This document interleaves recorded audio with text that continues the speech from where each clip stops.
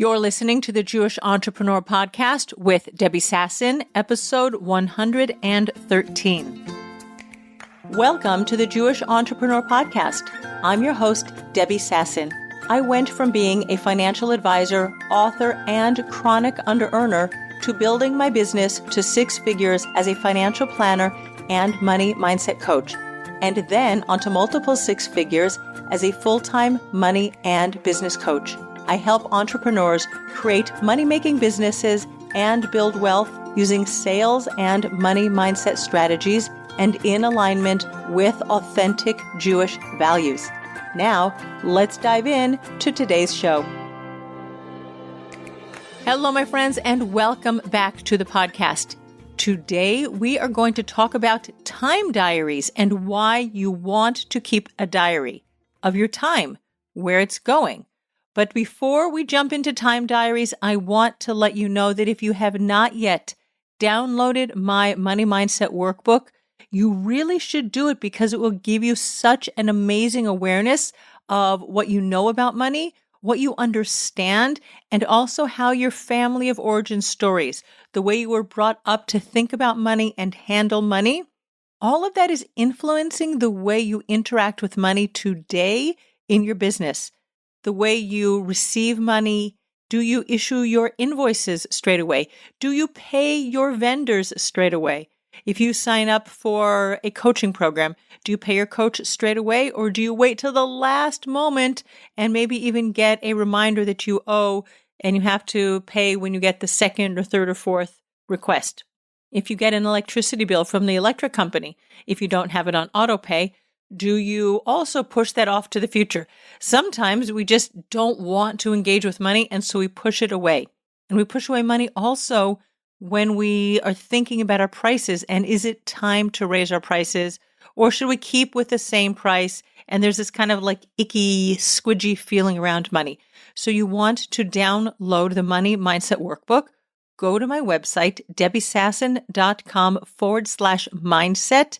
And you have several pages there that will give you, some are like checklists, some are just like writing down your memories and then rewriting them. But it gives you such an awareness of how you're relating to money today. And business is all about money. Money underlines every single thing we do in our business. And today, maybe that's exactly where we're going to talk about time, because time is an even more important asset than money, because time is a non-renewable asset. Money can be invested, money can grow, money can compound. In your business, you can raise your prices exponentially, sort of have a quantum leap in your income in your business. But time, once today is gone, it is gone. And in the last week, my husband and I had a real sort of wake-up realization. I mean, I think we have it all the time. But in the last week, we have been to one funeral and we have made 4 condolence calls. Now, I'm not going to get all like down on you. That is not the goal of this podcast, but I want to speak to you about one of those condolence calls, or as we say in Hebrew, a shiva call, when somebody loses a parent, a spouse, a child, a sibling, right? We go to the burial, and then afterwards for 7 days, we sit on low chairs. It's called a shiva call because shiva is from the number 7, and you receive visitors who come to pay their respects to you and really help you during this very, very challenging time, the first week right after you lose a loved one. And so in the last week, we have been to 4 of those. And in one of them, a friend of mine, we're the same age. She's just a few months older than I am. And she lost her mother, and her mother's just a couple of years younger than my dad, probably also maybe a little bit younger than my mom would have been. My mom passed away nearly 10 years ago as I'm recording this. And it wasn't something that my friend actually said, but the most beautiful comment was said by my friend's niece, a granddaughter of the woman who passed away, the nifteres, which we say in Hebrew. And when the family came back after the burial, and the granddaughter's father, also the son of the woman who passed away, he came into the house. It had been a rainy few days, and he came into the house. There was a little bit of mud on his shoes, on his Crocs. And he asked his daughter if she wouldn't mind just rinsing off his shoes for him. And he didn't press her like, hey, please do this, but just ask her, would you mind doing it? And This girl, by the way, she's not even 17 yet. She's young and she just has so much wisdom inside of her. And she was saying her thoughts at that moment were like, wow, we just buried my grandmother. And here I have this opportunity to honor my father. Life is so short. Friends, we're talking about a not yet 17-year-old, right? We kind of like live our lives and we think that the future is open to us. We have so much time. And here's this beautiful young woman who is realizing the truth of life is that we don't have so much time here on earth. Somebody else might use this as an example of like, go hug your kids and go call your dad, your mom, whatever. Yeah, do all of that. But the awareness that we don't have time, and once time is gone, it's gone. It is so important. And it is so important for you as a business owner, especially if you're like me. I have a large family. Thank the good Lord. I have a large family, my 8 children, my 16 grandchildren. I'm really, really so grateful for that. That means that the time that we put into our businesses, we have to maximize that time. And that is why you want to do a time diary. You don't want to squander your time. There's so many people that could be phone calls that are just like coming at your way, or there's social media and this ping and that notification. And why don't you go and answer this comment here and there, right? And we use social media as a way to market our business and engage with other people and create relationships.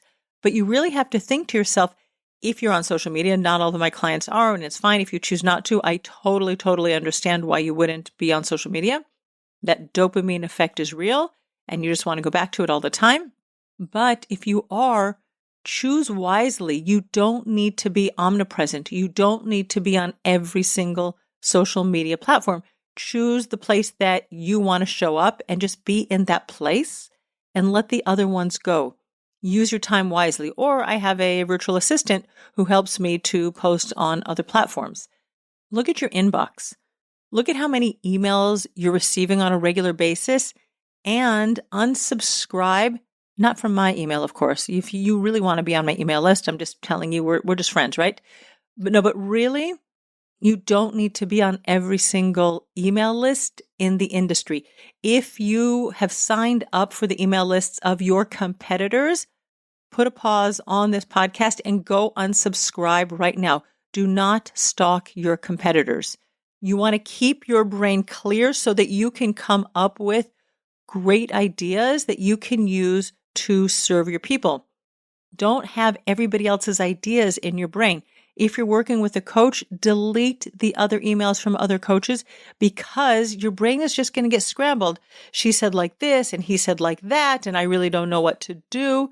If you found yourself a coach that you love, that you follow, just follow one person.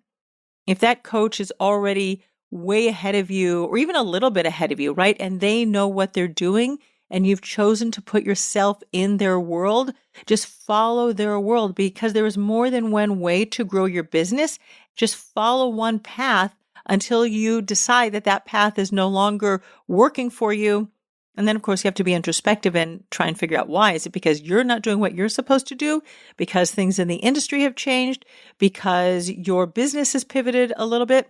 But really, your focus needs to be on what's going to get you to grow right now. Follow the one direction that you are following. Just keep working down the same path because otherwise you're going to continually be spinning in your head and wondering maybe that is the way to do things. You're just going to be confused. Don't let yourself be confused. But let's just get more specific because I've given you some more general ideas. How do you do a time diary? And really, a time diary is the same thing that you would use if you wanted to track your food. You want to lose weight. You want to know exactly what you're eating. So you would write down your food during the course of the day, the week, the month. And that tracking will give you an incredible amount of awareness on, oh, now I understand. I really thought it was because like I'm older now, I'm in midlife, my metabolism slowed down. But now I see that I've been like noshing, candies or nuts or something like that in the afternoon and maybe eating at 11 o'clock at night. Once you're tracking, it creates a lot more awareness around what you're doing. And when you see your own habits, that gives you the exact tools and information that you need to make the change. Same thing with your money. If you have no idea where your money's going, and this is fascinating, I was recently speaking with someone and I asked her, because she said she and her husband, they're not making enough money. I asked her, like, what's happening? And she really didn't know. Right? She needed to spend it on a few things she knew about. They have a new baby in their family, of course, diapers, whatever. I understand that that's going to be an added expense that you didn't have. But the way you have information around your money is to look at where it's going, because we forget. We just don't remember things. Our lives do have a lot of inputs coming into them, and you can't remember every time you went and bought takeout. Every time you just stopped into the market and bought yourself some chips or some snacks or something like that, and you just forget. Not because you're bad, not because anything's wrong, but if you really want to know where your money's going, track it. It will give you a lot of information. And similarly, if you want to figure out where your time is going, and I really gave this exercise to one of my clients this week. I said, don't work on anything else in your business. She has a lot of things going on, a lot of plates spinning. I said, for the next 2 weeks, track your time. Every half hour, you're going to do a time diary because you want to know where your time is going. The only way you can make changes is if you know where your time is going.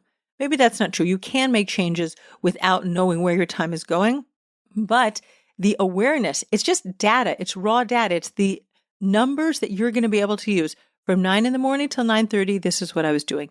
From 9:30 until 10 o'clock, I was writing the outline for a podcast. From 10 o'clock until 11 o'clock, I was working with a client. From 11 o'clock until 12 o'clock, I got up, I took a break, I walked around, I scrolled social media, I went downstairs, I did some laundry.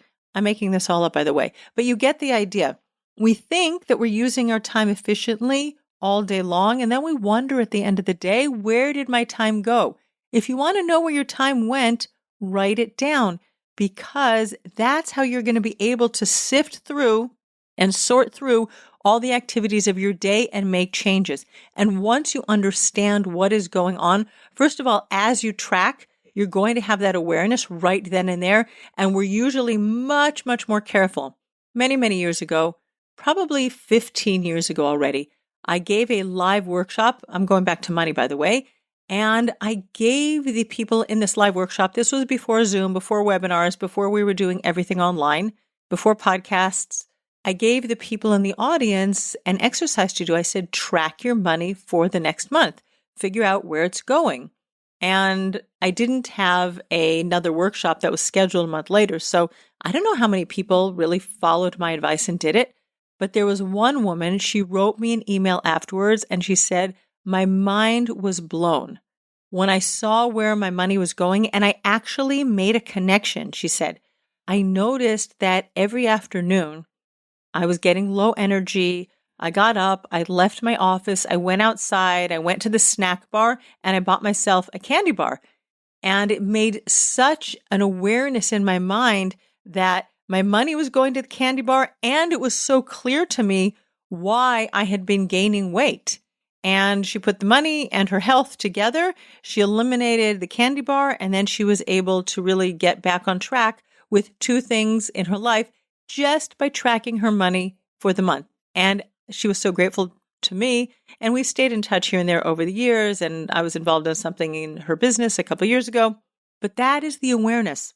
That's the awareness that you want with your time to really understand. And when you have to write it down, and by the way, nobody's looking at it. So you don't have to be shamed or embarrassed. You just have to make the commitment to do it. And that's really the hardest thing. But you will learn so much about yourself.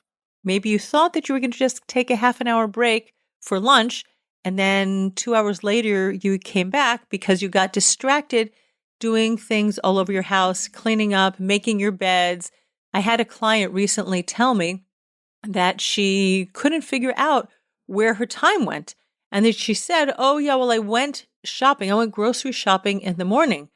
And I was just curious. I was like, why are you going grocery shopping in the morning? Like, that's the time that you're supposed to be working in your business.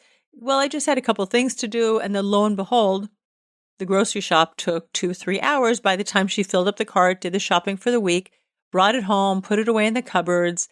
There were 3 hours of her work day that were shot, and shortly thereafter, her kids were coming back home from school for the day. That is why you want to be able to write it down.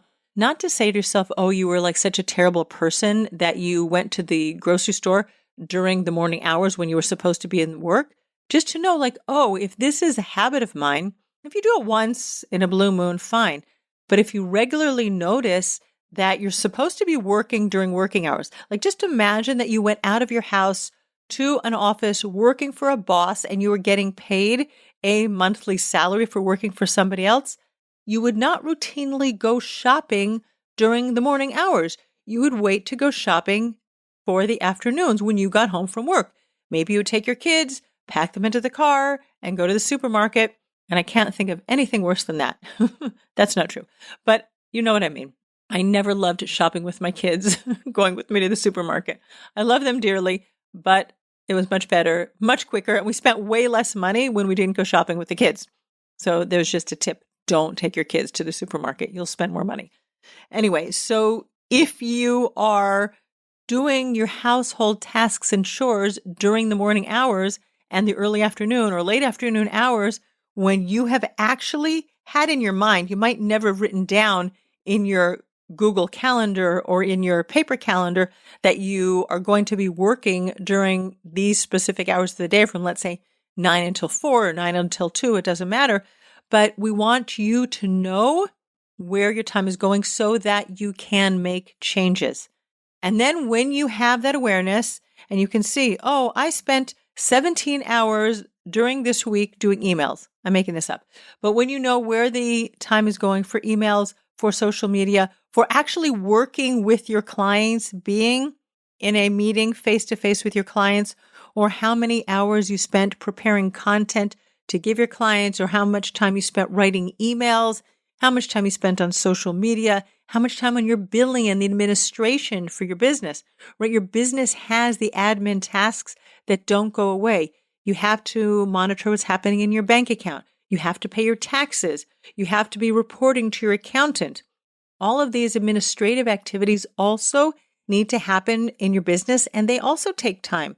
And so you want to be able to sort out your daily and weekly and monthly calendar to make sure that all of these business tasks are getting taken care of, and not that you push them off because you're going out and just like chatting with your girlfriends, or you're going to the coffee shop, or you're going for exercise during the morning hours.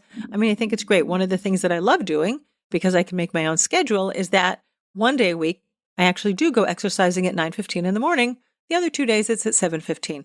But there is that one day at the end of the week, Thursday, thank God, when I'm tired from the week, that I get to wake up a little bit later and I don't start my day till about 11 o'clock. But most days I start it much earlier. Anyway, when you are doing your time diary, do it in half-hour chunks of time. It sounds like a lot, and it is a lot. I'm not going to whitewash that and tell you it's easy peasy to figure out what you're doing in half-an-hour blocks, but it's going to give you the information that you need.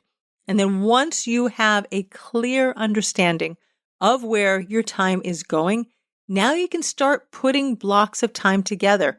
And it would be very, very helpful, useful for you in your business if you had certain days of the week when you had client-facing work. For me, that's primarily Tuesdays, all day Tuesday. I do my Wired for Wealth coaching, and then I have one-on-one clients a little bit on Wednesdays, a little bit on Mondays.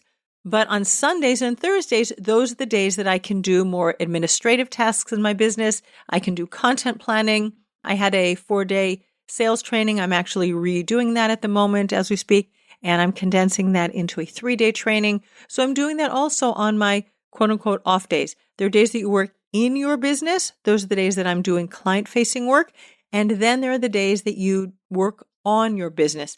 And those are the days that you do activities that will help you grow your business over time.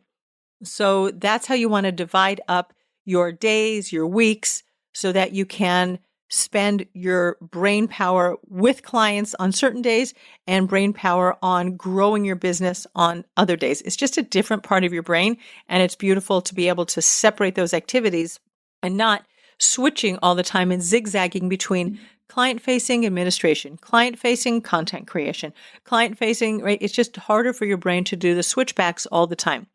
And then you want to look at all of the activities that you are doing in your business and figure out which of those activities must be done. So many times we think we have to do things and we really don't, and we can just delete them. I'm going to give you 4 Ds. They're the things that you can delete, the things that you can delay, like they don't have to be done this week. They don't have to be done this month. They might even wait until the second, the third, or the fourth quarter of the year. Some activities might wait until a year from now. Not everything has to be done immediately, and we want to put things on the side that don't need to get done till later and not even let our brain wander over and think about them. Just let them go. So we're going to delete things, delay things, delegate them. Are there other people that can complete the tasks for you? Do you need to bring an assistant onto your team? Do you need to bring somebody else who can help you write copy or someone who can help you design your graphics for social media? Who can you bring onto your team? Delegate out the things that you are not uniquely designed to do. It's not your zone of genius, and you can give it to somebody else to do. And then the fourth thing is do it now. Just imagine if you're reading your emails, don't just leave things there. Read it and act on it. Read it and act on it so that your inbox isn't filled with 6,000 emails. And then you want to get something that you remember somebody sent you like 6 weeks or 6 months ago. You're not even sure, and you have to scroll through tons and tons of emails to find it. Take care of things in the moment, especially things that when you're doing the admin tasks for your business, they only take 2 or 3 minutes. Most things don't take that long. So when you're thinking of something, do it now. Don't delay. Because, and now I'm just circling back to the beginning, remember that our time on this earth is limited. We don't know when the end is going to come. And I don't want to be like morbid about it, just realistic. But the time that you're in the business, be in your business. And like really be focused. And then the last thing that I want to say about time is that we really waste time thinking so much about what other people are going to think about us in our business, right? As we're growing, as we're showing up more, getting more visible, many of my clients are just worried about what other people are going to say. What are they going to think of me? How are they going to judge me? I'm afraid of criticism. I'm afraid of rejection. Really, if you have a business idea and you're working in your business and you're serving people and you're getting good feedback from your clients, go serve your people. Don't worry about what the naysayers are saying. I know it feels uncomfortable.